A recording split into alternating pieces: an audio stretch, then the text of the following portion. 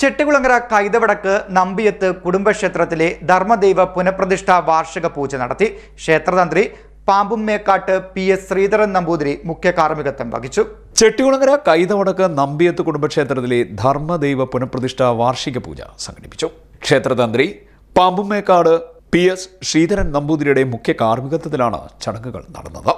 ധർമ്മദൈവ പുനഃപ്രതിഷ്ഠാ പൂജ, കലശപൂജ, അഭിഷേക പൂജ, നൂറും പാലും, സർപ്പപൂജ, അന്നദാനം, പ്രസാദ വിതരണം, സർപ്പബലി എന്നിവ നടന്നു.